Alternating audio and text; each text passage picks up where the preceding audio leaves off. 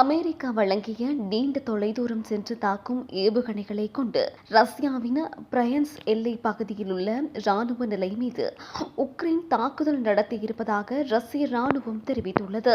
முன்னதாக தாங்கள் வழங்கிய ஆயுதங்களை கொண்டு ரஷ்யாவில் உள்ள ராணுவ நிலைகளில் தாக்குதல் நடத்த உக்ரைனுக்கு அமெரிக்கா ஒரு சில மாதங்களுக்கு முன்பே அனுமதி வழங்கியிருந்த நிலையில் தற்போது உக்ரைன் அதுபோன்றதொரு தாக்குதலை நிகழ்த்தியிருப்பதாக தெரிவிக்கப்படுகின்றது.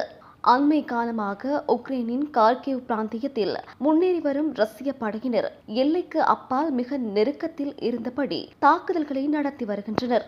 எனவே தங்களை தற்காத்துக் கொள்வதற்காக எல்லைக்கு நெருக்கத்தில் உள்ள ரஷ்ய ராணுவ நிலைகள் மீது மாத்திரம் தாக்குதல் நடத்துவதற்கு தங்கள் ஆயுதங்களை உக்ரைன் பயன்படுத்திக் கொள்ளலாம் என பைடன் நிபந்தனையுடன் அனுமதி வழங்கியதாக தெரிவிக்கப்பட்ட நிலையிலேயே இந்த தாக்குதல் நடத்தப்பட்டுள்ளது. மேலும் குறித்த தாக்குதலில் அமெரிக்காவில் தயாரிக்கப்பட்ட ADACMS நவீன ஏவுகணைகள் பயன்படுத்தப்பட்டுள்ளதாக தெரிவிக்கப்படுகின்றது.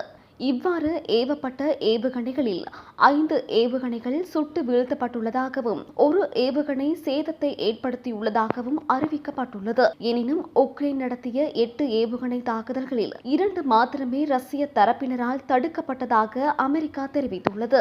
அதே நேரம் இந்த விடயத்தில் உக்ரைன் எந்த ஒரு கருத்துக்களையும் முன்வைக்கவில்லை.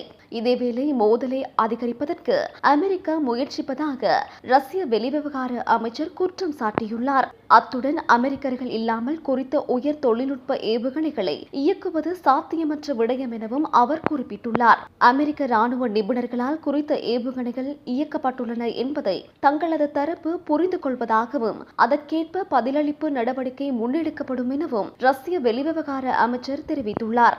இதனிடையே உக்ரைனுக்கு மேலும் $275 மில்லியன் மதிப்பிலான ஆயுத உதவிகளை வழங்குவதாக அமெரிக்கா தெரிவித்துள்ளது. இதில் ராணுவ டாங்கிகள், ஏவுகணைகள் உட்பட அதிநவீன ஆயுதங்களும் உள்ளடங்கும் என அமெரிக்கா தெரிவித்துள்ளது. இதன் மூலம் ரஷ்யாவுடனான போர் தொடங்கியது முதல் உக்ரைனுக்கு அமெரிக்கா வழங்கிய ஆயுத உதவி $51 பில்லியன் எட்டியுள்ளது.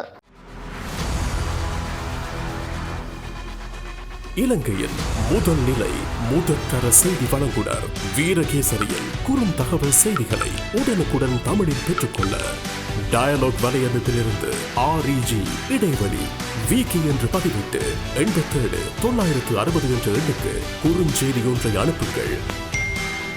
வீரகேசரி செய்தியுடன் இணைந்திருங்கள்.